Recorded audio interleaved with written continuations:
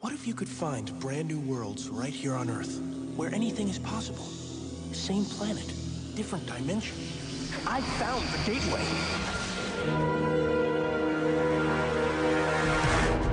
The Rewatch Podcast presents The Sliders Rewatch, dedicated to the series Sliders on Fox and Sci-Fi Channel.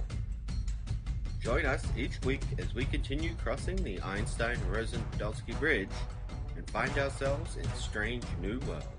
Email your thoughts on each episode to the Rewatch Podcast at gmail.com. Join us on Facebook at facebook.com/rewatchpodcast or on Twitter at rewatchpod.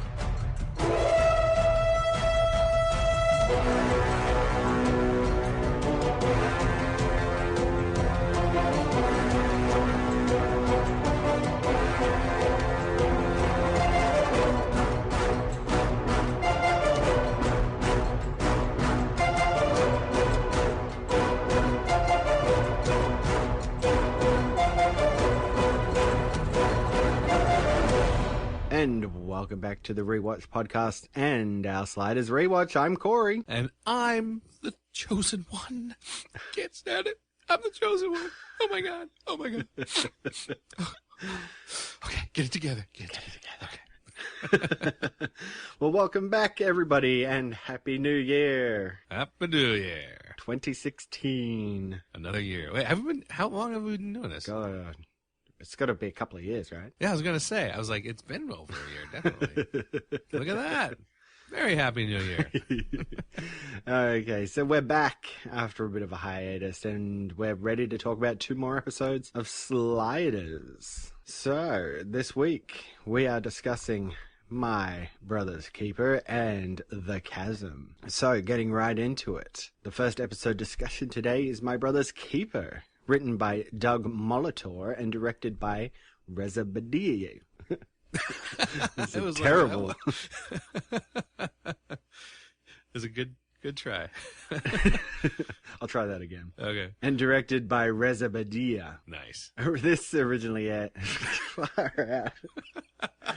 We've been away too long. Yes. This originally aired on April 2nd of 1999. What's going on and why am I tied down? Surprising vocabulary, correct syntax. What do you think you are? How the hell should I know? I was just trying to help someone. Someone? At the Sagan lab. This guy who had an incredible resemblance to me. Really? I was trying to speak to him and his laser blew up. I called the paramedics. You did? What do you know about lasers? How about you let me up? I promise you I'm not a danger to myself or anyone else. Soon. Lasers? Just what I learned in school. You went to school? This was after you left the repository? How and when did you have your implant removed? The guy was injured. How is he? Burned and blind. Sorry to hear that. Amazing. You can even mimic empathy. Whoever trained it did an incredible job.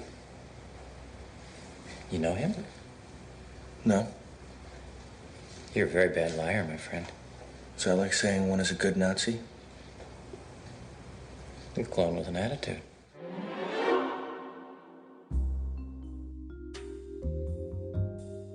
Our sliders arrive on a world in which they find out that the Quinn of this world is a physicist, and thus they go to see if he has any equipment that they might be able to use to help them in their mission to get back home. Unfortunately, physicist Quinn makes a mistake and his experiment blows up in his face, blinding him. Quinn Prime and Colin call for help. The security team tase Quinn Prime, mistaking him for physicist Quinn's clone, who was grown specifically to provide body parts for him in case of accidents. Originally, anyone was used as paid donors, but as cloning research developed, this method became the norm. Colin manages to escape and regroup with Remy and Maggie. Together, Maggie and Colin rescue Quinn, but they soon find out that rather than grabbing Quinn Prime, they have accidentally grabbed the mentally deficient clone Quinn, who was raised in an isolated environment. Meanwhile, we find that Quinn's father is one of many doctors that perform clone body part replacement operations, and that while at first he believes Quinn Prime to be just another clone, Quinn is able to eventually convince him he is actually from another dimension. The two are soon rescued by the anti-clone resistance led by RJ, a former clone donator and a nurse friend of physicist Quinn. Back at the Chandler, clone Quinn, after conversations with Colin about family and sacrifice, goes back to the hospital, hoping to save Quinn Prime. Maggie, Remy, and Colin follow, but they are all captured by the hospital. Eventually, a trade is arranged which goes bad, resulting in clone Quinn taking a bullet for his father just after he offers his own eyes to physicist Quinn, having learned and starting to understand about family. This leads to Michael Mallory eventually deciding to leave the hospital cloning work and get back to healing people the old way, hoping to one day help stop the use of clones as our sliders slide. Hey! Look like you're getting some of your color back.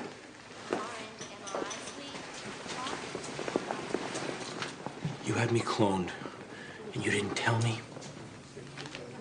I also had you immunized against smallpox, and I never mentioned it. Don't patronize me. And don't condescend.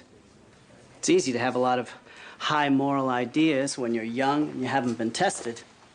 I've shielded you from everything. You never even had a broken bone. Besides, since your mother died, you've been my whole world. Your world is too small. You have greatness in you. Think what you'll be able to accomplish when you're whole again. This accident took my eyes, not my mind. Look, I'm just trying to save you. You don't even know me. Do you really think I'd ever take the eyes of another person? It's not a person. Do you know what I've been working on? The specifics? I've been trying to open a doorway to another world so that there would be a place where your clones could go, where they'd be safe, where you couldn't reach them. You are not going to maim another person for me. Okay, so we've been hooked up with a whole bunch of trivia here. Oh yeah, definitely. So again, iReactions coming to our rescue here, checking out the original scripts and comparing them, and so there were some differences here. The first thing was when they land in this world, there was talk about the sliders wanting to get a dog to take with them. They even called it a slide dog, which Wow. you know. We don't need a slide dog. We had Henry the dog, and he's gone on to better places. So we don't need that. You know, in the episode, Quinn was going to shoot down the idea pretty quickly as they looked at the dogs in this window, and they were all glowing green. And they gave some reason for why they're glowing green. I can't remember, but that was a weird way to start off. I don't know. No dogs, please. No dogs. No sliding children. We'll be fine. So the other parts that we're going to talk about here, it's just like extra lines, basically, extended parts of the scene. So when Colin and Quinn go into the lab and they're walking inside, and Colin says something like, I can't get used to these duplicates. And there was supposed to be a part before that where Quinn was saying how great it is to have duplicates, how he enjoys the advantages because they didn't have to break into the lab. They just used Quinn's palm print to get in. So it was a lot easier than it would be if they didn't have a duplicate there. Yeah. So there's a little extra there, which is kind of neat. We actually get to see Maggie beat up the guards rather than seeing it from the closed door, so we actually get to see her fight. Which makes sense because she is a fighter, unlike, how she appeared in the last episode where she was kind of like just standing off to the side with Mac. Yeah. It's like, that's not Maggie. That's not Maggie. There was an alternate escape with Clone Quinn. They showed him in the back of I can't remember now if it was an ambulance or just a car, and he was like jumping up and down, excited about being in a noisy car because it's something new, and it was typical of that particular clone, just like from the episode. He's like, noisy car, ride, that type of thing. So just a little extra there. There was more with Colin and the clone together. So it kind of mirrored Colin when he first got to into sliding. Like he was fascinated by everything, the TV and all the stuff in the hotel room. Same thing with the clone here. Just more bonding for Colin and the clone, because Colin could understand where the clone is coming from. Like, what is this thing? Is it a telephone? Oh, wow. What's this? Internet? What is that? Like, they had no idea. So it was nice. Obviously, I think probably cut for time. Yeah, but it sounds like a good like juxtaposition of like Colin showing him this stuff. Yeah, right. Like they're actually thinking about the story and how to call back to previous episodes, which would be odd in Sliders, but they do it. There was a cheesy line from that security guy. Was his name Pappas or Pappas, whatever? When he's out there with he captured Maggie and Colin and Remy, and he comes up to him, and it's so like just cheesy cop line. He's like, every time I get a hot dog, I say, I don't know where you've been, but I know where you're going. And he says that to the Sliders. What? Yeah, it was something like that. And I'm like, oh, that's so terrible. So also RJ was supposed to have died when they did the shootout, and Dr. Mallory actually grabs his gun, and that's what makes the others stop shooting. The doctor grabs a gun, and fires one off, and says something like, you're gonna have to kill me if you're gonna keep shooting, and so just a little twist on the end there with RJ dying as well. The ending was not what we saw where they slide out. The ending after they slide out was gonna stay in that world, and we were gonna hear physicist Quinn tell clone Quinn something like, brother, we're going to have a great time in the lab, like just referencing, I guess, sliding, since he knows a little bit more about it now. right. Interesting. So, just a little bit of stuff, about the, extended scenes, slightly changed premises, not anything really too different to the story, though. We got a little information here from my reactions about the writer of this episode. So, Doug Molitor, which I never heard about, and I did not hear about, him being one of the most despised people in Sliders fandom, because I never heard of him before. No, I'm pretty sure this is the first time we've come across him in any writing fashion for the show. Yeah, so apparently he was, he wrote for a bunch of different TV shows, animation stuff, children's TV, that type of thing, like He-Man, Ninja Turtles, that type of thing, Bill and Ted. He's got some credits to his name. For this episode, actually, not even for this episode, here's what he's hated for. He was in charge of a contest, I guess, in season 4 called Slide It Yourself. Now, did you ever hear of this? No. I had never heard of either. And like I said, by season 4, I'd kind of checked out a little bit. I was like, yeah, that's okay. I'll be okay. So Slide It Yourself, I guess, started sometime near the, right about now, near the end of season 4, I guess. And it was basically a way to get the fans involved in story writing for the show, which I think is kind of cool. Or on the other hand, it's like, we've run out of ideas. We need new ideas, guys. What are we going to do? It's one of those two. I'm not sure which.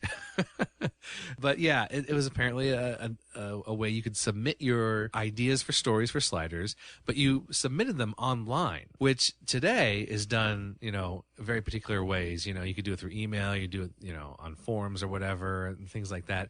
I guess they had a website for it, which we have a link to from the webarchive.org that iReaction sent us. And it's just a special website, and they put up, on the top, we're taking ideas for this, and, put your ideas, your proposals here. And basically, people would just post their ideas for Sliders episodes. And some of them were just really, really ridiculous. There's one. I was going to venture a guess and say it just filled up with a whole bunch of posts saying, bring back John Rhys Davies and Sabrina Lloyd. That, that would have been awesome. That would have been awesome. Now, on this web archive, you can't exactly see every single part of the website. Like, you can click on stage 1, 2, 3, or 4. But it really seems to just be stuck on stage 4. So I think it's just part of what the web archive stores. It doesn't store every single thing, but just the basic part of the page. So I looked through some of these, and one of them was this Earth has a high concentration of helium in the atmosphere, so the Sliders talk funny.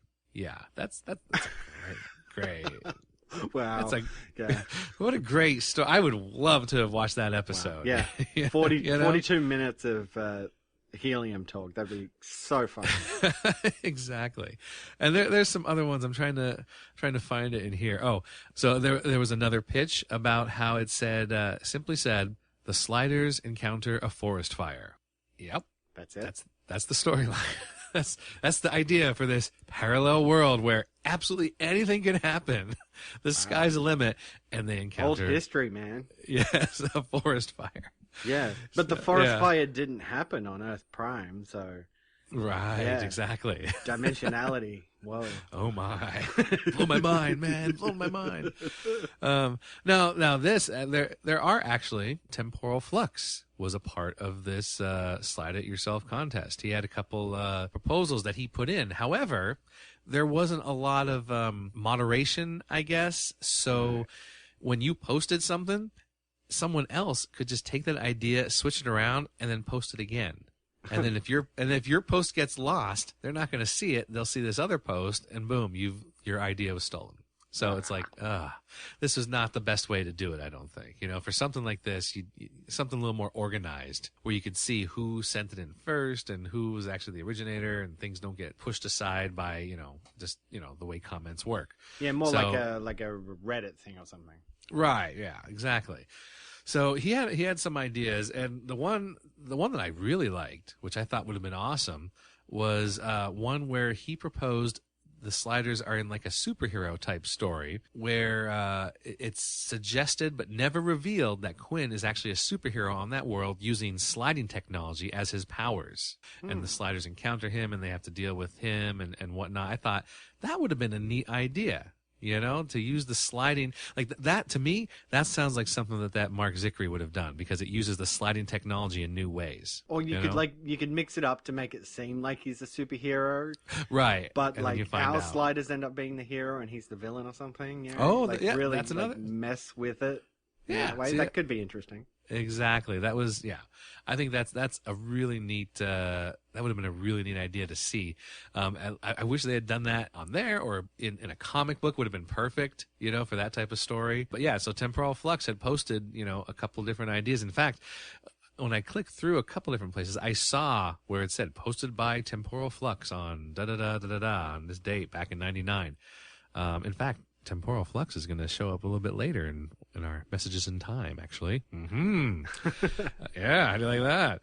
All right, let's see. So yeah, it was a neat idea, I think. And like there's a ton of good ideas that iReaction sent us as well. Matt Utaf sent in some ideas as well, like have Rembrandt explore, like on this dimension, what would his life have been if he had never gone sliding? Like what if he had, what would his life be like? So he would slide into this world and there's a Rembrandt who never went sliding, I guess, and see exactly how his life progressed. That would have been neat.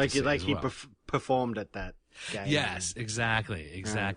So that would have been neat to see, I like that. But as they said, that good idea, got buried in things like where the sliders see a man fall off a building and then there's a timer on the corpse, for some reason. So it's like a mystery.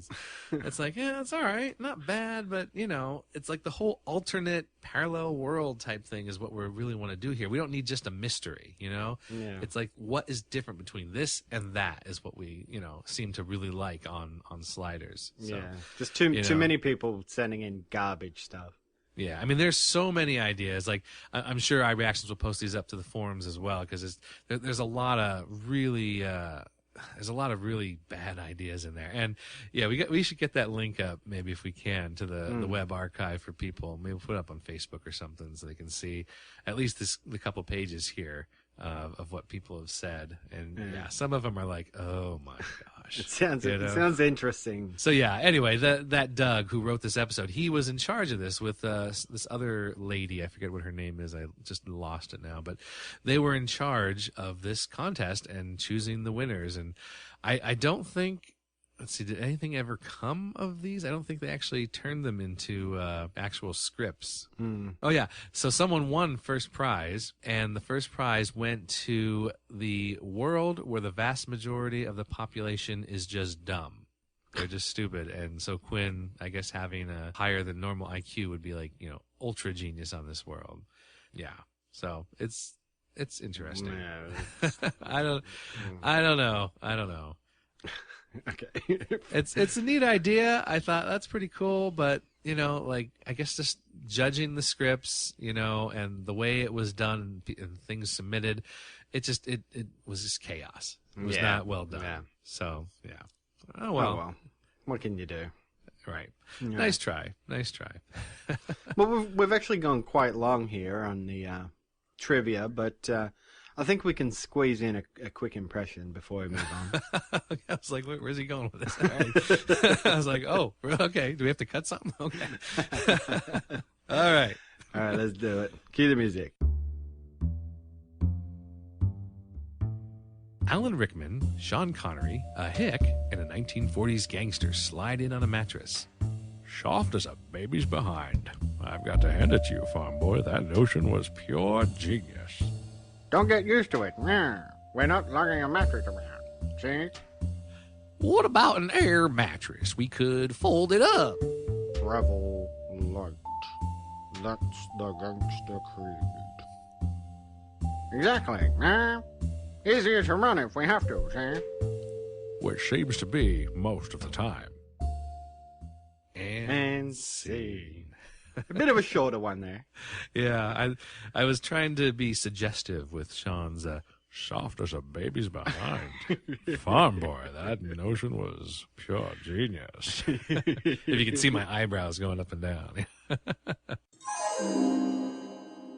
If I'd have known we were coming to the water, I would have brought my bikini. He wanted it in the middle of nowhere to level the playing field. You got that right. Nice and smooth, no sudden moves. Send us ours, we'll send you yours.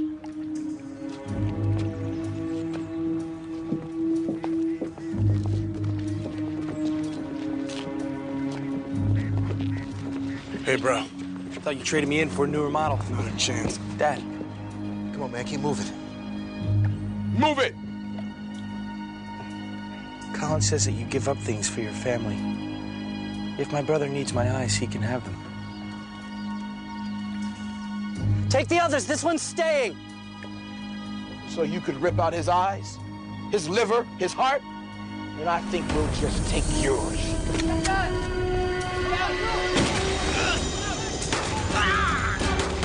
Stop it! Stop it! Stop it, or you're gonna have to shoot me too! Don't shoot. Anything else? Yes, get the paramedics. Go. Why did you do that? Why did you step in the way Mallory. like that? He didn't know what he was doing. He knew. You know he did. All right, well, let's get into our discussion of My Brother's Keeper. So, yes, as you just heard, sliding in on a mattress. Yeah, it's a good idea. That is a pretty good idea. We haven't seen anything like this, really, since, Remy's patented sliding pads? Yes, exactly. All they ever do is complain about rough landings, but they never do anything about it. And now they have. But at the same time, it's like, Colin's like, yeah, it's great. Maybe it could be an air mattress or something. We just fold it up and, when we have the time, we'll just blow it up before we slide and then it's all good. No, Colin, just shut up. Pretty much. Exactly. It's like, we're not doing that. It's like, we don't need to carry stuff, Yeah, it's funny because it's like they don't want to show the sliders coming in on a mattress every episode. Exactly. So it's all well and good to have this as an opening, but now we need a reason to say we're not doing this all the time. Mm-hmm. So their solution for that is just to tell Colin to shut up. We're not doing it. Exactly. Which I think is... It was a shocking graphic, though, of them coming out of the wormhole on the mattress. Yeah. I don't think we really ever praised them for their green screen. No, we definitely have not. It's much better when they just leap out of the vortex. A lot more realistic looking. Except maybe when they're doing the doubles next to each Right. other, which we'll get into later in this episode. But they head over to see Quinn's double. They find out that he has a double. That old thing of, maybe we can get some sliding tech or something like that. But it just turns out to be real rudimentary stuff. He's kind of in the early phase of all this, and he has an accident while they're there. Mm-hmm. Now... I know, they go in, and they help him out, call an ambulance, all that stuff, right? Right. Then they go to leave.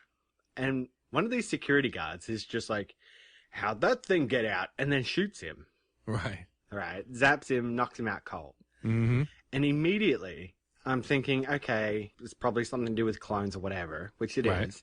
Mm-hmm. How do they know this guy wasn't just like a twin brother or something? Like they just shot somebody. Right. True. I guess. Just assumed it was a clone. Shoot first, ask questions later. You know, that's the credo. Yeah, I don't know. That's a good point. I didn't think about that. It's the thing too of like how Colin doesn't like quite think on his feet either. Right. Because they yeah. start to question him, like, why are you hanging out with this clone? And his answer is to freak out and hit him and run for it. Exactly. Yeah, if he had been doing sliding long, he probably could have come with an explanation and say, this isn't a clone, this is da da da, and whatever, you know? Yeah, twin brother. Like, Yeah. twin brother's like, I think the first place he would go. Exactly, yeah. So, yeah. And it's this whole thing about this forced donor program, right? Yeah, which reminds me, takes me back to The Breeder, where they had that, you know, they talked about it a little bit about how everyone had to be a donor. If your part was needed, then you were just taken. And they had those chips in your arms, or, right? They had a chip in their arm or something that they had to do. Wade and Quinn had chips implanted.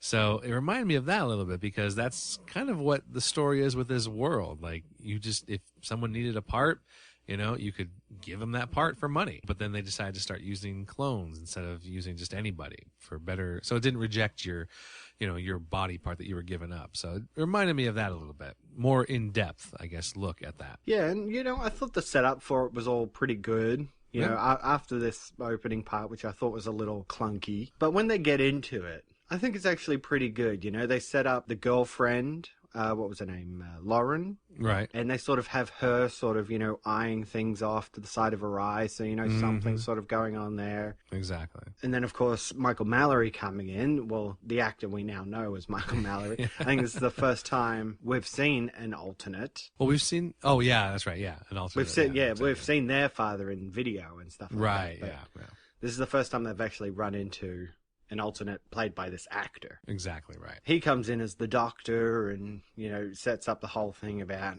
you know, the clone and replacing Quinn's eyes. But then, you know, the whole thing about how this Quinn is really opposed to it.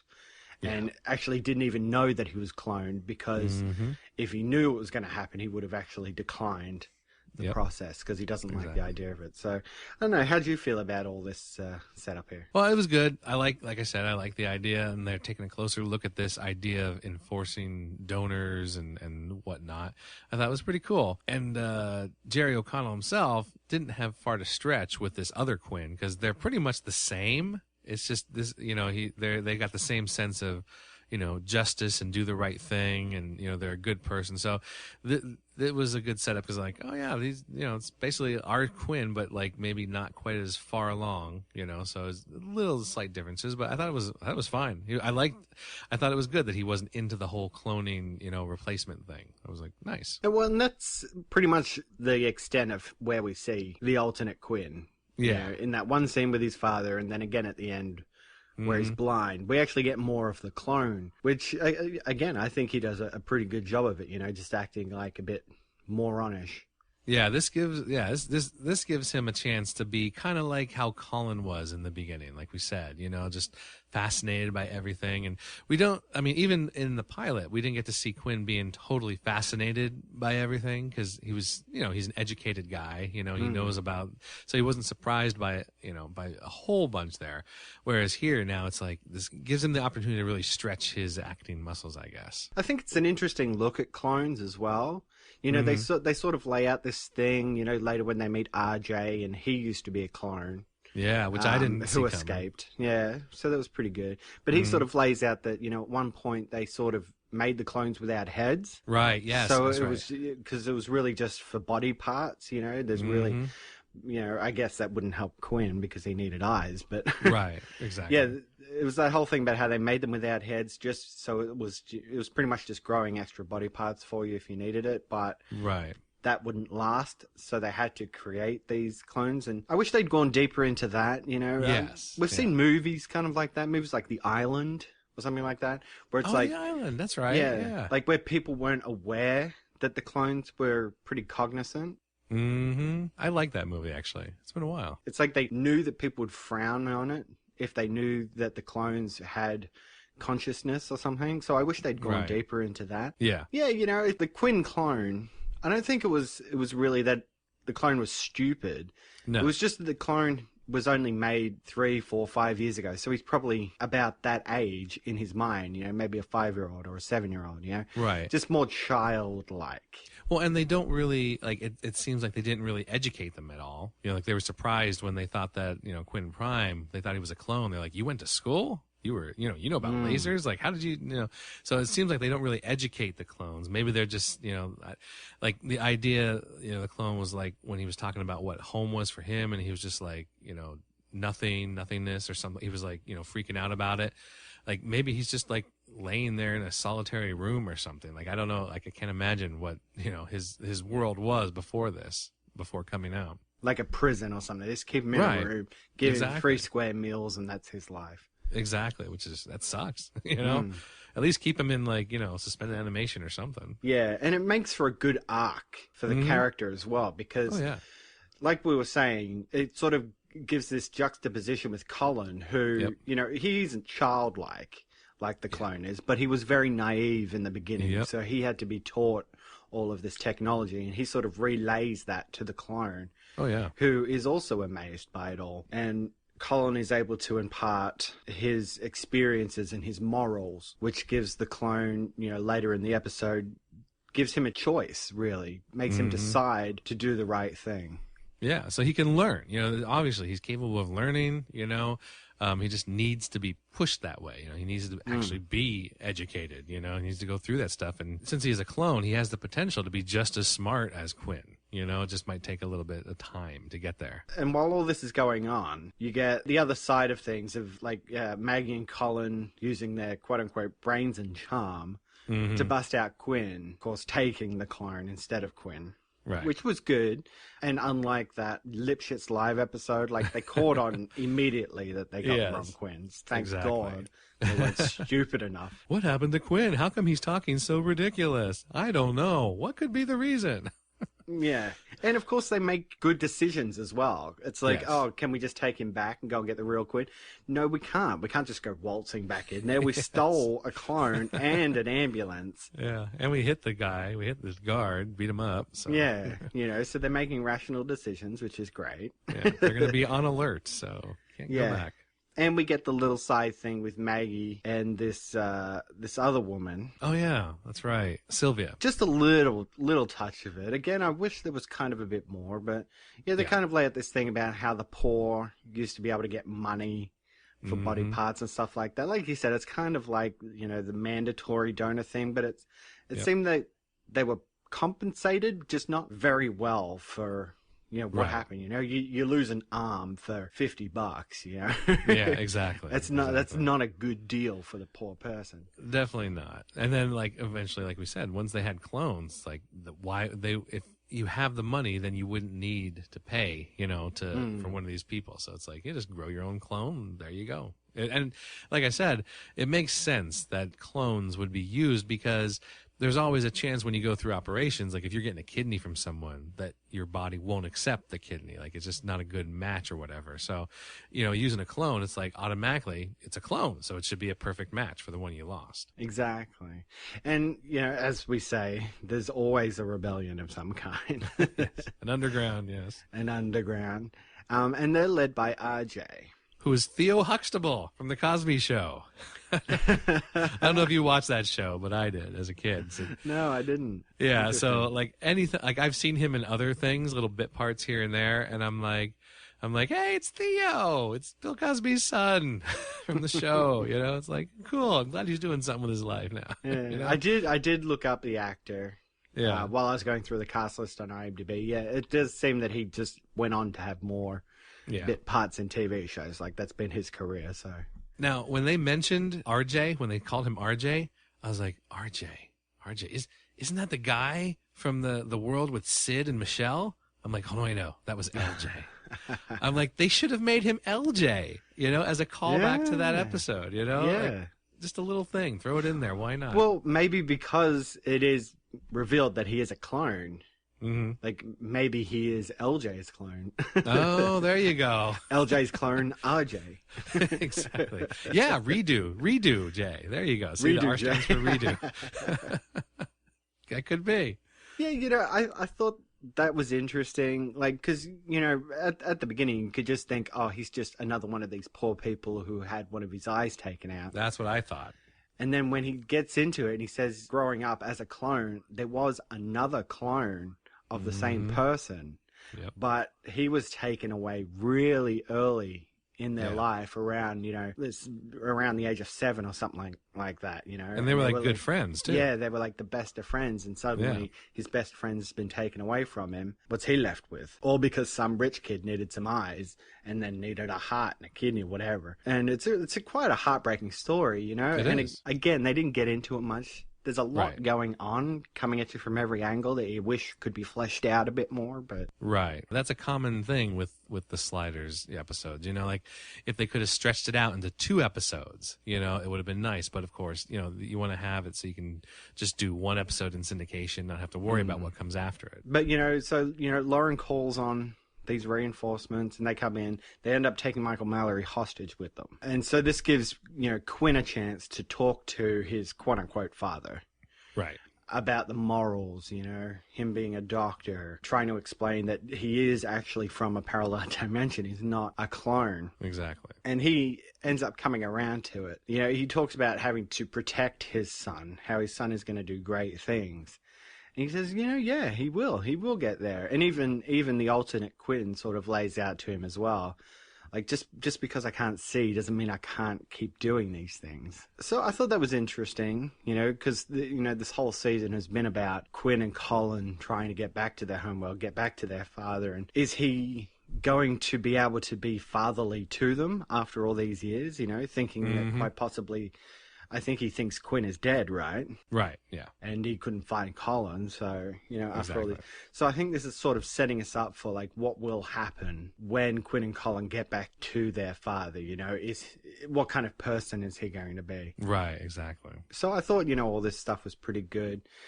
His resolution to it all as well, coming around to understanding that, you know, the cloning process is actually a pretty bad thing. The big face-off, too.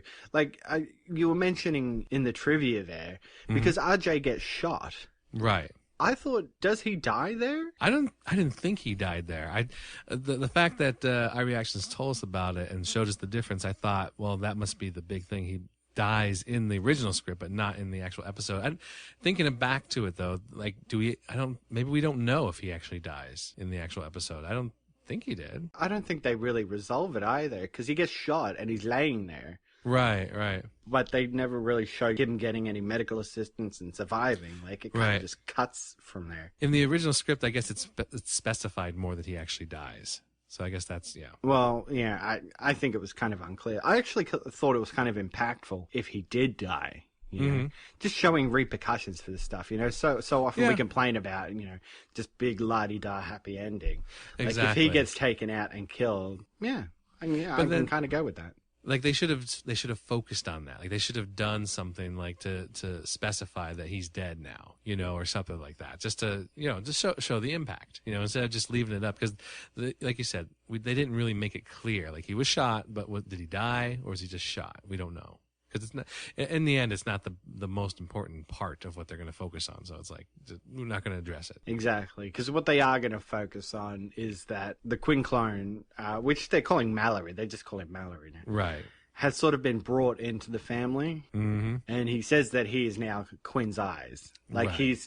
he's still fulfilling his purpose without actually having to give up his eyes Right. to somebody else, you know? He can actually sort of be there and help him. And I think that's kind of cool, you know, just having like your clone there now and understanding that he is a person and, you know, his family for all intents and purposes. He is a brother to Quinn now. So I kind of thought that was a nice ending. Well, maybe they could take the clone and clone the clone and then get eyes for him that way.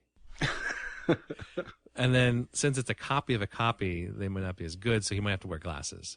So Was it like that movie Multiplicity with Michael Keaton? Did you ever see that one? Oh, I love that movie. That's a great movie. Like where the clone clones himself, and then Yes. and then by the fifth one, it's just a copy of a copy of a copy, and he's just like an absolute dimwit. It was really good. If you have not seen that movie, anyone, check it out. It was a lot of fun. It is. It's a really funny movie. I mean, really, Michael Keaton's great, and to see him as it's like 4 or 5 different Michael Keatons in one movie, really, really well done. But they're gonna slide out, and Quinn actually whispers something. Yeah. To old What Quinn. did he whisper? I don't know. I'd like to think that maybe it's kind of like the pilot. Mm-hmm. Where old Quinn gave him the answers, Right. the answer to the calculations or whatever it was. Like he just whispered that to him. I guess that could be like the physicist Quinn had such a ridiculous smile on his face as Quinn's whispering to him. I'm like, what is he telling him? Like, it seemed like it was something hilarious, but maybe he was telling him, the secret, and then, that Quinn was just like, that's awesome. Now I know I know how to do it. So maybe that's what it was. He was smiling so much. I was like, is he talking about like Maggie's boobs or something? What's he doing? Yeah, he kind of looked like Stevie Wonder or something. Like he was doing a Stevie Wonder impression. Yes, he did. Put a big smile on your face and sort of wave your head back and forth. Yeah. It's like you were saying in the trivia too, that he did have a line that was taken out when he said to Mallory, hey, we're going to have a great time in the lab now or something, whatever. So that's what I was thinking, like if he gave him the solution to the equation for sliding, then it's like, hey, bro, now the two of us can go sliding, and you can be my eyes. Exactly. And maybe they could find a world where they have like technology to replace eyes instead of being clones. So exactly. There you go. Maybe that's what he's thinking about. And then the other thing that confused me is when Quinn Prime goes to slide and he says something like, see you, family and friends. It's been a stone gas, and he, like, what was that line about? Is that a reference to something that I didn't get? It was just weird to me. Maybe he was drunk. Exactly. There you go. That could have been it. Because I was like, I don't understand what that has to do with anything. So whatever, Jerry. Yeah, whatever. We need to end it somehow. Just pry that vodka away from Jerry. Tell him to say something and then jump into the vortex. Exactly. And that's all he came up with. There you go. It's an ending. But yeah, I thought this was a pretty damn good episode, actually. Yeah, I liked it. I thought it was a neat idea. Yeah. And like we said, if they could have just delved into it a little bit more, make it a 2-parter or cut out part of it, to focus more on the clones and I don't know. Just go deeper is what we want. We want you to go exactly. deeper. Yeah, it could go deeper, and it's not an outstanding episode by any measure, but it is just a cut above the rest for the season. Right. And now it's time for another episode of Tech Talk with Quinn Mallory. Dark, bright. Dark, bright. Dark, bright. Dark, bright. Dark, bright. This has been another episode of Tech Talk with Quinn Mallory. All right, well, let's get into our second episode discussion today. The episode is The Chasm, written by William Bigelow and directed by Robert A. Hudzik. That guy. Yeah. Mm-hmm. This originally aired on April 9th of 1999. Grandpa, I'm scared. You must be brave, Amy. Especially now.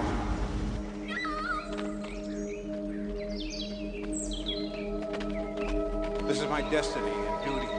And soon it will be yours.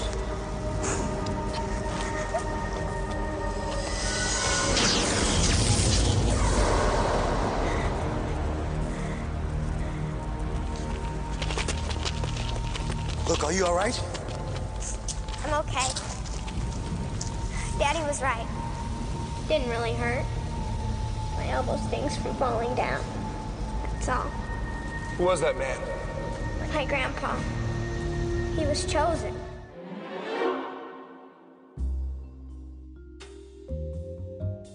Our sliders slide in just in time to watch a grandfather jump into a large pit known as the Chasm, while young girl Amy watches nearby, receiving a quick electrical charge.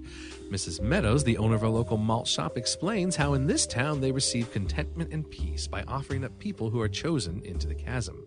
Amy, being the closest person to her grandfather when he jumped in, is the next one to be chosen. Unfortunately, the pain that each of the sliders carry with them is too much for the chosen one to handle, as normally things for people in this town aren't so troubling as breeder camps, space Nazis, evil doubles, and in general bad sci-fi storylines. Unable to handle the pain, Amy jumps into the Chasm, and Remy, attempting to save her, becomes the next chosen one.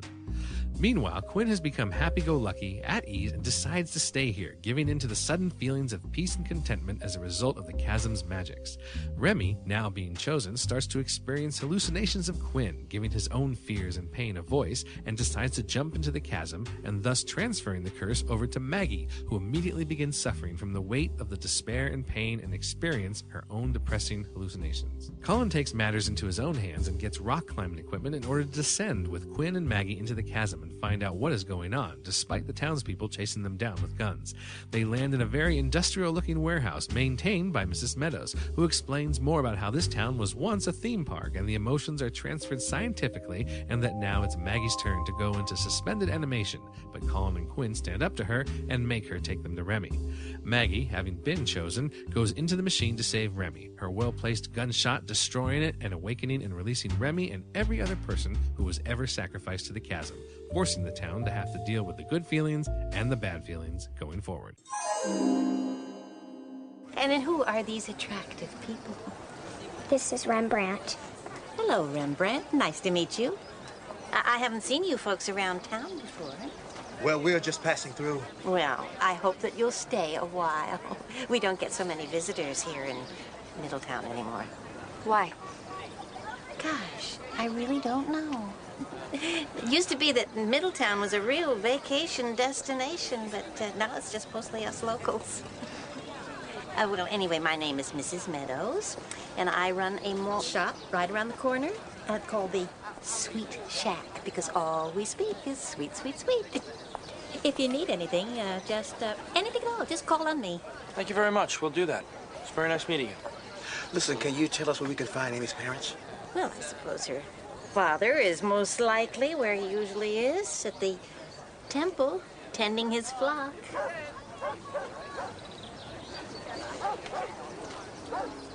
Drop in and see me, Amy, and I'll fix you up with a chocolate malt. All right, so we have just the tiniest bit of trivia. Just the tiniest bit. The beginning was going to start with Remy actually getting ready to jump in, and then it was going to flash back with narration, just like the post-traumatic slide episode that we did. It is kind of weird that they pick up that narration like right in the middle of the episode. Yeah, exactly. But we'll get into that. But first, I think we have time, since it was only a tiny bit of trivia, yes, to do a quick impression. We do. Yes, we do. And I think we have a new voice coming up. Ooh. Oh, do we? Okay, let's find out. All right, cue the music. Arturo and Alan Rickman walk into a diner and sit at the counter. They are served by Kermit the Frog. Hi-ho! Oh, I knew you couldn't resist it. 2 chocolate malts, specialty of the house. Absolutely. We can diet on the next world. How are you folks enjoying Middletown? Fine. We're just a little thrown by something, though. What's that? Everyone seems so content. Ah! And that throws you? Well, I know that's a strange thing to complain about, but we're rather new here. Praise be unto the Chasm. It fills our hearts with peace and contentment. So you're saying that the Chasm is responsible for everyone feeling so good about themselves? Yes, dear. If we do right by the Chasm, then it does right by us. We give it a soul, and it gives us back contentment. Yay! All right. You give it a soul when someone jumps into the chasm? That's correct. And scene.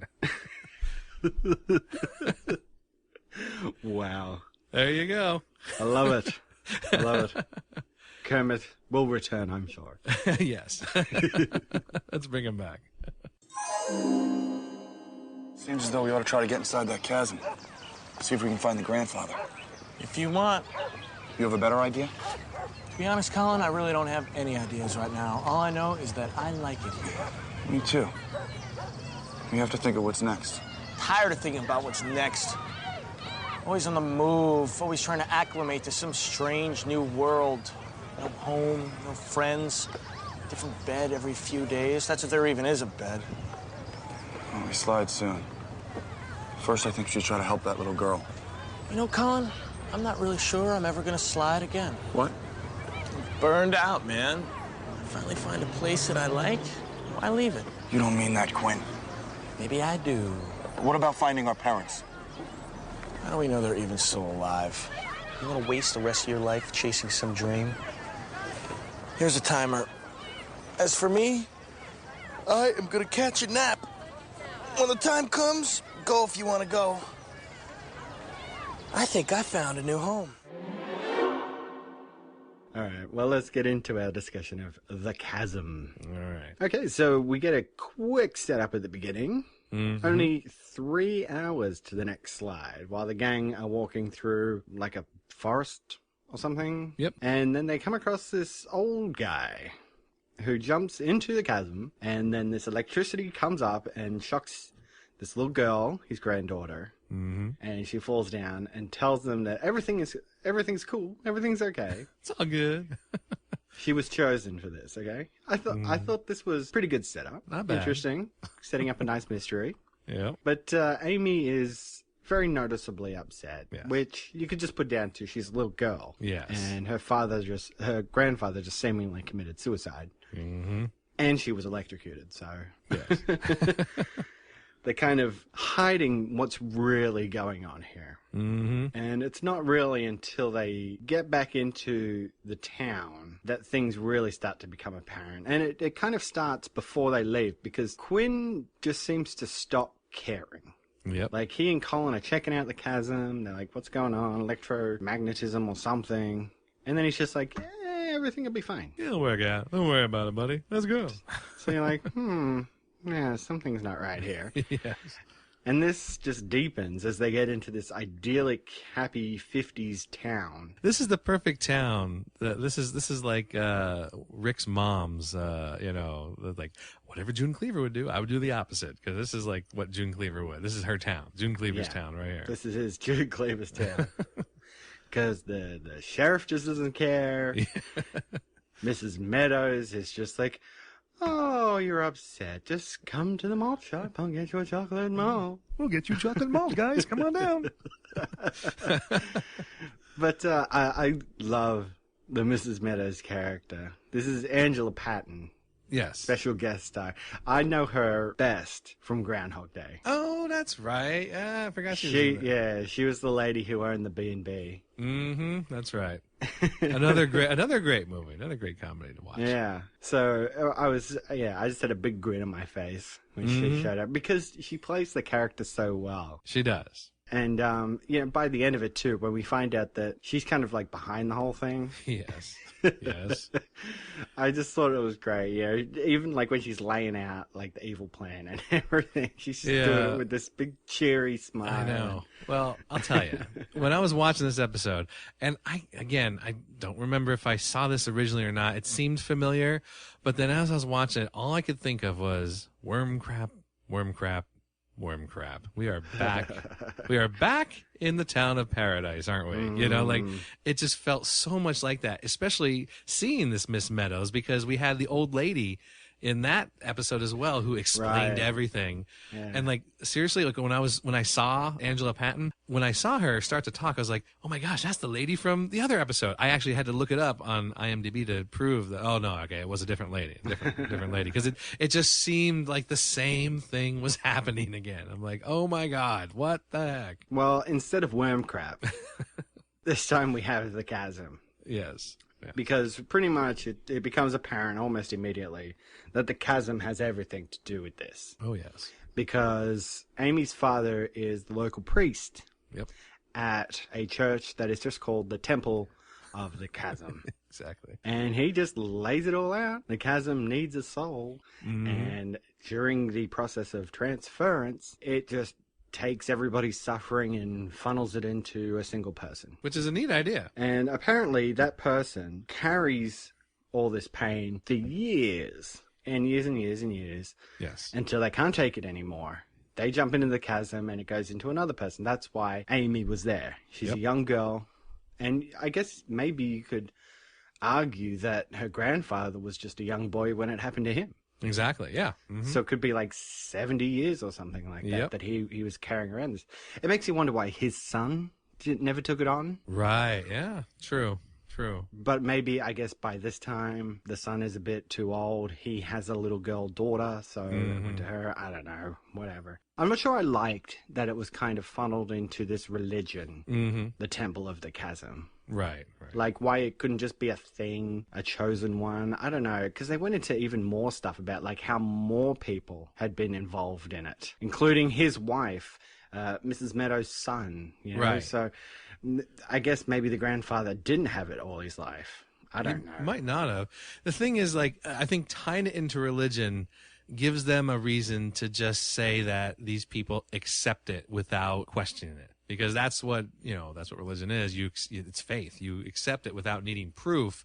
But like in this case, it's like, if someone jumps in there, we're just going to be peaceful and happy. We've been doing it for years and years and decades and decades.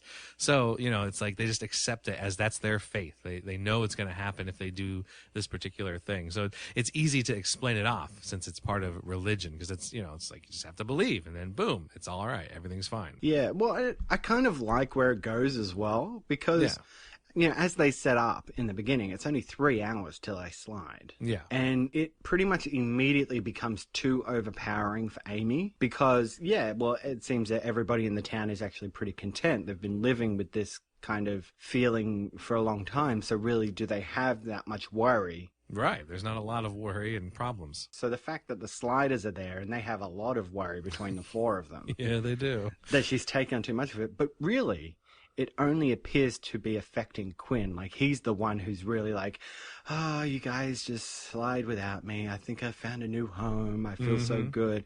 Everybody else seems pretty much the same as always. Yeah, Maggie and Remy do mention slowly they're starting to feel a little bit like that at one point. They say, yeah, I'm starting to feel it a little bit.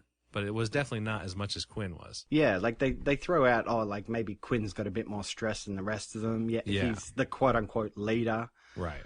But still, they'd all be pretty stressed most of the time, They all slide together and go through the same crap day by day. So, I just think that was a bit off, that it really, really, really affected Quinn, but nobody else really had anything significant happen to their personality. Right. I did like the representation, though, of, like, how Amy now saw the world. She would have visions of her father threatening her with a knife, telling her she's useless and blah, blah, blah. And just how that stress just overwhelms her. Oh, yeah. Well, then even Remy, too, has visions of Quinn later on, and Maggie as well. It was all, I thought it was good to see exactly what they were viewing, like what they were thinking in their heads and seeing. It was kind of neat. Going to Maggie, jumping ahead here, where she starts seeing visions, I was confused by her wanting to be noticed by Colin. Because she made a comment, like she was saying, Remy's this, and Quinn is, this, and Colin's too caught up in sliding to notice me. I'm like, what were they trying to, like, go another way? And since she couldn't get with Quinn, maybe she'd get with Colin? I don't know. Very bizarre. It was just an odd line to throw out there. I guess they had to find something to say about Colin for that, Yeah.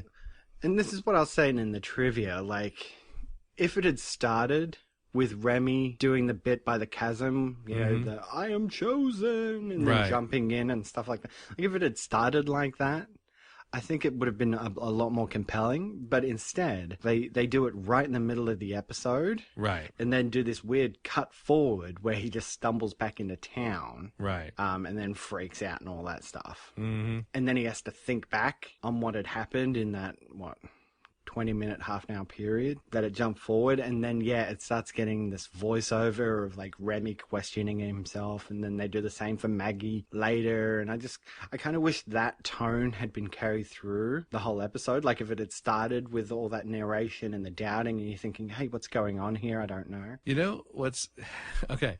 Now you just cleared something up for me, because as I was watching this episode, all right, and I think of what iReaction sent to us. He said, he sent us some trivia, which we'll mention a little bit later. He said that at the end of the trivia, one of his notes was, "I could barely stay awake for this damn episode."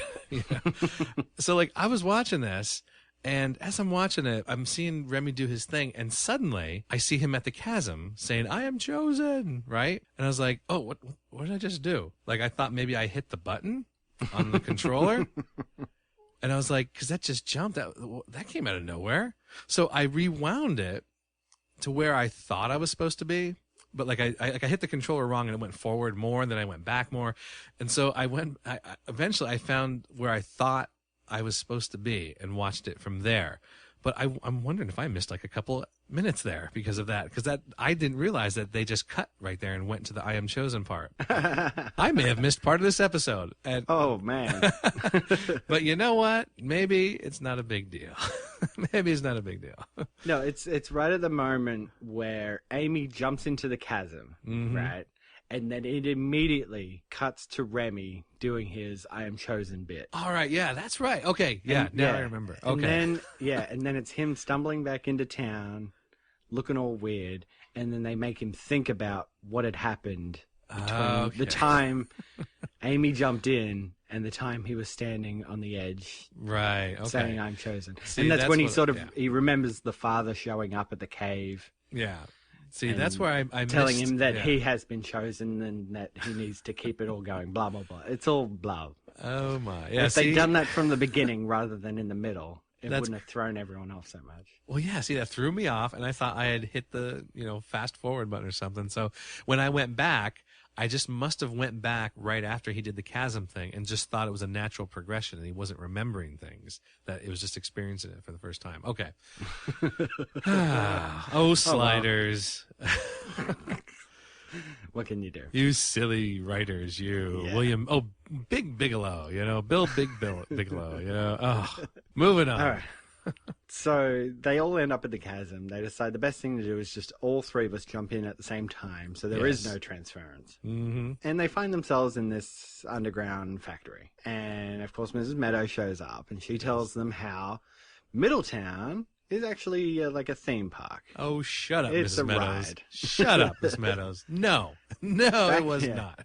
Back in the day, they would have trained facilitators who would take on people's worries. They could hang out in Middletown with no worries. And then when they leave the park, those feelings would be returned to them. But people stopped leaving. So that's why they had to come up with the chosen one.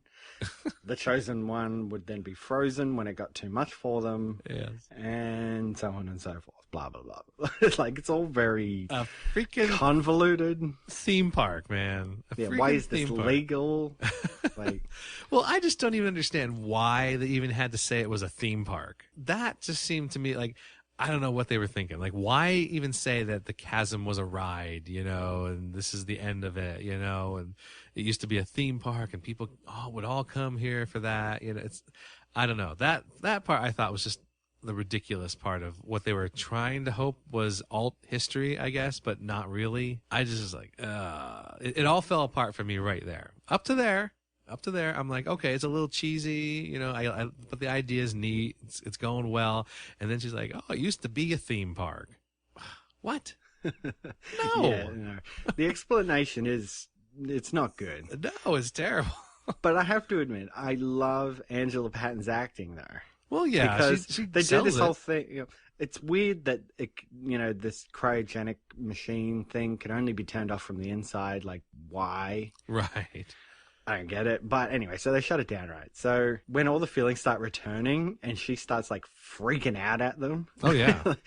Who are you to come here? And oh my God. You know, it's just like this rush of emotion back into her or something. I thought she did a great job. And then, of course, like being reunited with her son. So she becomes overwhelmed with that too. Oh, yeah. I don't know. Like her acting was good. Yeah, no, she did a great job. She's a great actress. Yeah. The resolution of the story, not so much. Yeah, it was a terrible resolution. Like, I really don't understand, like, the theme park thing, and that's how they explained the cotton candy and popcorn everywhere. Like, I didn't even realize that was a thing. Like, when like, what are you talking about? Yeah. I know. Like, it was that thing too. Like when he said, you know, popcorn and cotton candy, I'm like, oh yeah, there was kind of that everywhere. Yeah. And then like Amy's mother there, and I'm like, oh, that's right, her mother was in there as well. Yeah. Like I'd forgotten. Like I remembered Mrs. Meadows' son being in there. Yeah. More than I remembered Amy's mother. Right. Yeah. So it's just all this stuff where you're like, oh, right.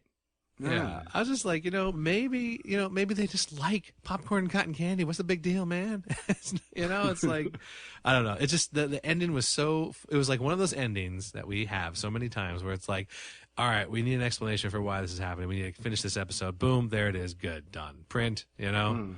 I don't know. It was so, I find the idea of it being an amusement park just like ridiculous. Like they could have left the amusement park thing out of there and the episode would have been fine. It wouldn't have been any different. It would have been much more acceptable. Even then, still it's a pretty bad story. But even then, if they had taken that out, still, it's like whatever. Theme park. Yeah, it was a weird episode. It had like its like real ups and downs. Like there was some fun stuff in here. It's a good idea.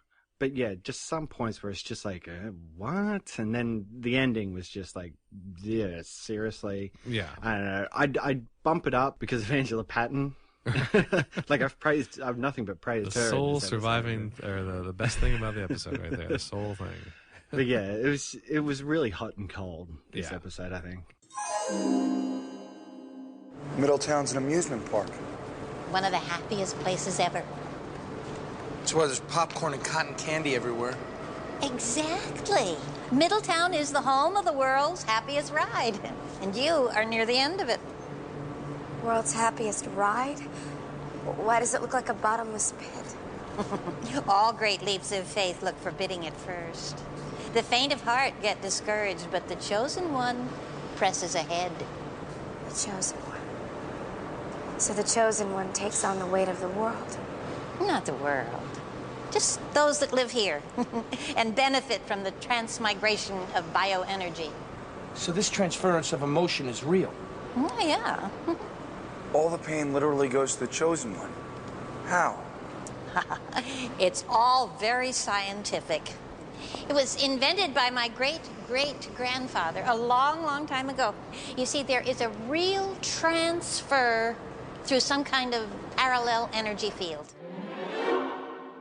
All right, well, let's get into some messages in time. All right, so someone, I forget who it was, but in the first thread that I clicked on for the messages in time, they were blasting Bill Bigelow for this for this episode. They're like, who the hell is Bill Bigelow? This was a piece of crap episode. Like they were just like they were relentless. They just went after him totally in that episode. It was like, yeah, well, I understand. I'm with you on that. They said it was a good episode. It was a little hokey, but it, very much like a Stephen King type storyline. They really liked it until they brought in the whole amusement park bit. They said. They were asking why does this group need a sheriff? Like, why does this town have a sheriff? Yeah, I thought the same thing. What does he do if everyone's so content? Right. I was just thinking he's just a leftover from back before this all started. Like he was just, that was his job, and now that everything's fine and content there, he's just going to stick around in it. Why not? Just it's like how like an old West town needs like a town drunk. Exactly. That's that guy's job, to just play the town drunk or something. Exactly. Yeah. Exactly. They said, someone on the forum said this idea was done before. They remembered it several times in Star Trek Next Generation, something similar like this storyline happening. But they couldn't remember exactly what episodes they were. Yeah, I can think of a couple of things. Yeah, okay. Yeah, but also I don't think I could actually tie it to a specific episode. Right, yeah. Someone said this was great. The thread title, like you post and you have the thread title there, and his thread title was "The Chasm, where the writers should have been sent." There you go. Yep. Jump into the chasm and get cryogenically frozen. So now we have a Messages in Time here from Temporal Flux. That's right. We get posts from him, today, these days. But this is a post from Temporal Flux from 4/7/1999. So, yeah. So looking through my Messages in Time forum there that we were told about, I found the post here. It happened to come up, in which Temporal Flux said, "I just had to throw in here and cite that MSZ, Scott Zickery, said the same thing at Dragon Con about the Chasm. He told us all to pack a picnic or go out that night and just forget the Sliders was even coming on. He added that he was only going by what he saw filmed, but he really didn't feel editing could help that one." So he's talking about the Chasm here and how it was at Dragon Con. It was not good. Forget Sliders was even coming on that night and go out and do something else. So, yeah, this is something that iReaction said sent us. He said, Temporal Flux would like to mention this about something that Mark Scott Zickery had said. And I found the actual post that Temporal Flux made back in, April, back in April of 99. I was like, oh my God. And he was still using Temporal Flux back in 99. It's kind of cool. Yeah. It was kind of neat to see username. That. Yeah. It was kind of neat to see that, see his name on there, and again, going back to that slide it yourself thing, if you go through, you can see his post, from back then when he posted the idea that he had. I was like, that's kind of awesome. cool, to actually know the person who did it back then. It's kind of neat. So there you go. Way to go, Temporal Flux. Nice. Let's see. Now we got Messages in Time for the Brothers Keeper. And a lot of people love the episode. The one guy in particular, I can't quite agree with it, but he gave it a 10 out of 10. He's like, this is an awesome episode. This is probably the best one that I've seen. One of the top 5 of the whole series. I'm like, well, maybe not the whole 5. Yeah, I think you and I agree that it's probably one of the best of the season. Yeah, best of the season, definitely, but not of the whole series. Yeah. And then someone else came onto his thread and said, yeah, that was pretty good. Just there's a couple episodes coming that you might want to watch out for because they're not so great. So, yeah. Someone noticed in this episode particularly, I don't know why it was this episode particularly, I noticed it before this, I think, that the Sliders hissy voice, the little Sliders, was different. They're not using the John Rhys Davies version anymore. Really? Yeah, it's a little different for these episodes. If you listen to it, it's not his voice anymore. And I thought, I should have looked this up, but I think on Temporal Flux's site, the dimensionofcontinuity.com, there's a post about who does the whispers. And I can't remember now. I remember reading it a long time ago. But I think it's on there, so you could check it out, and it'll tell you a little bit more about who did the voices when and whatnot. So check that out. Yeah, and I of course used the season 1 version in our end credits. Oh yeah.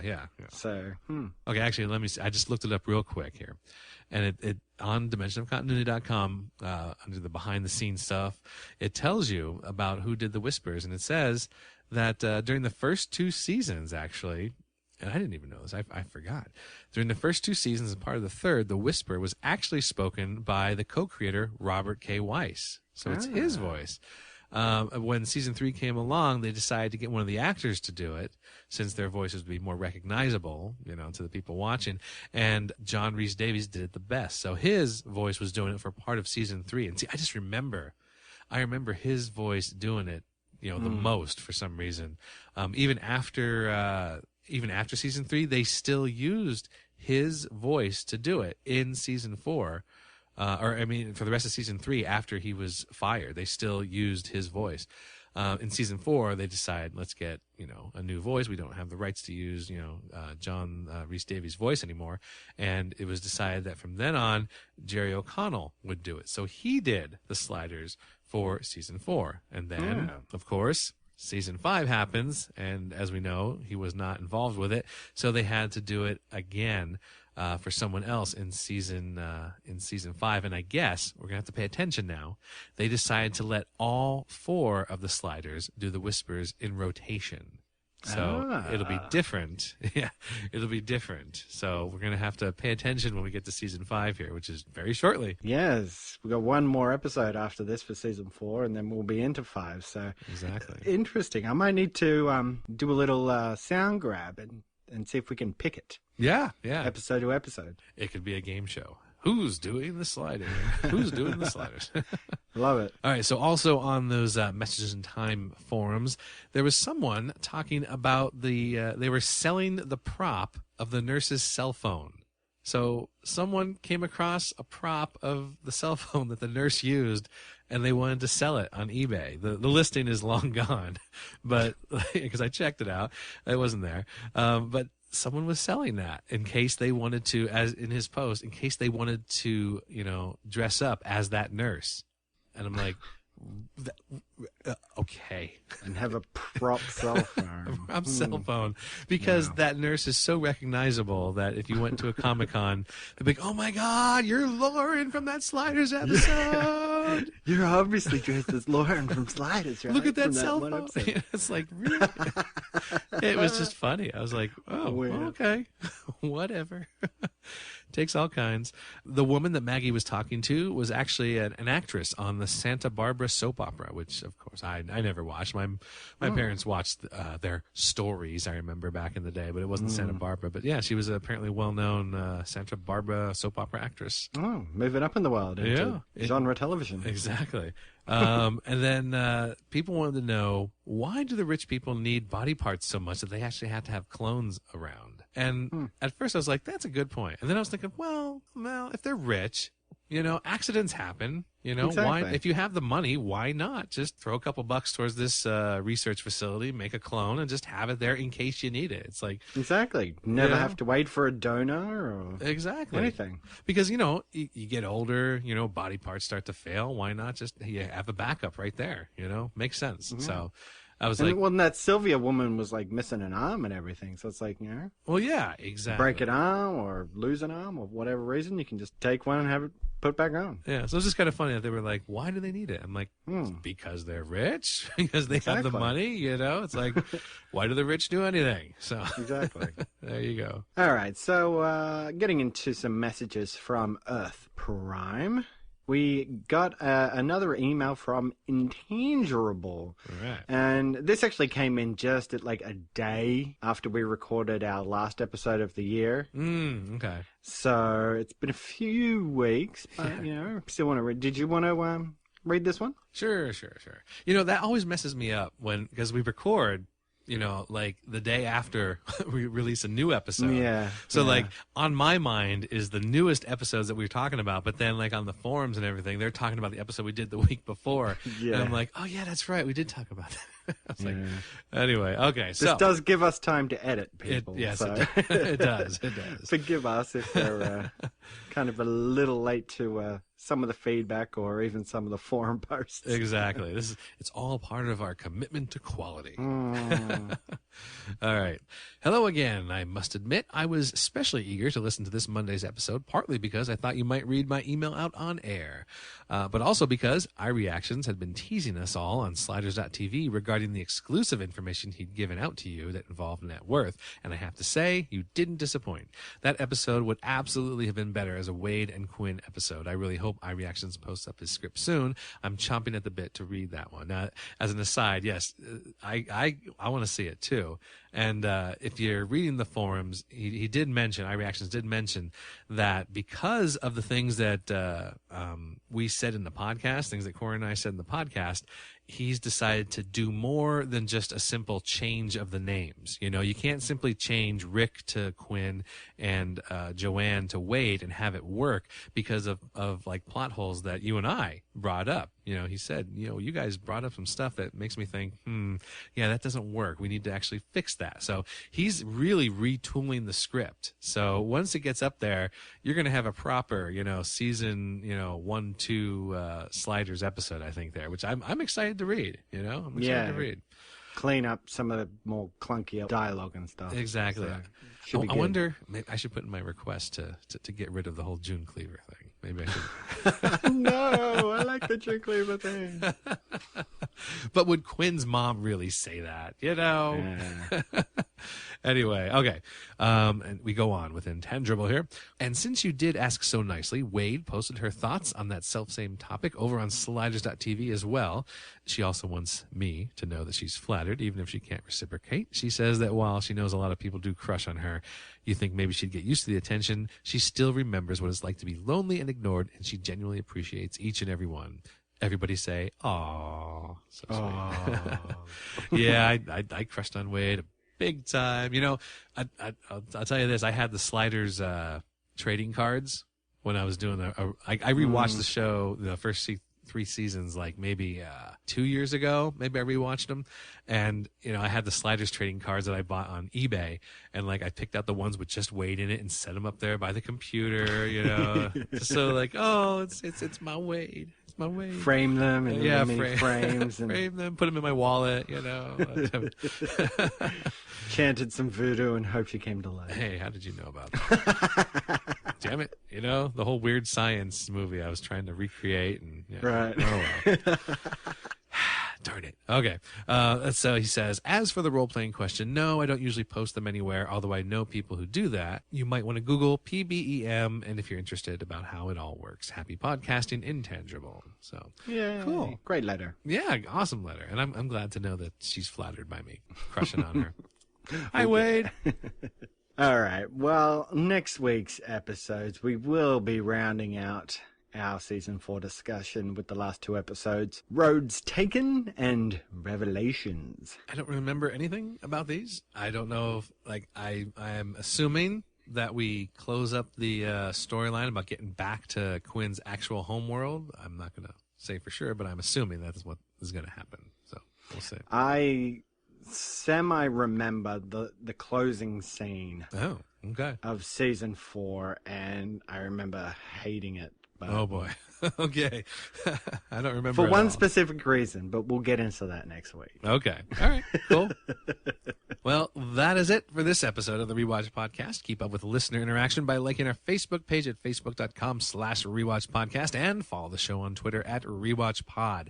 You can visit our webpage at rewatchpodcast.podomatic.com, which has some of our favorite links there, such as Dimension of Continuity, earthprime.com, and the active forum over at sliders.tv. And as always, you can write us an email or record a voice message and send it to therewatchpodcast@gmail.com. And also, please consider giving us a rate and review on iTunes if you've enjoyed the show. It really helps draw people into to listen, and of course builds up listener interactions and feedback, which we love to read out. So yeah, definitely. I didn't check it the past couple of weeks here. I'll have to check it again and see if we've got any new ones on there, and you too can be internet famous. Yes, exactly, just like us. just like us. Man, making the big bucks. Making the big bucks. I'm signing autographs left and right, all over the place. Exactly. I was in the Fry's the other day, and they were like, "Hey, you're that guy from Rewatch Podcast?" I'm like, "Why, yes, I am. Would you like my autograph?" No. You recognize the voice? Dude Kermit.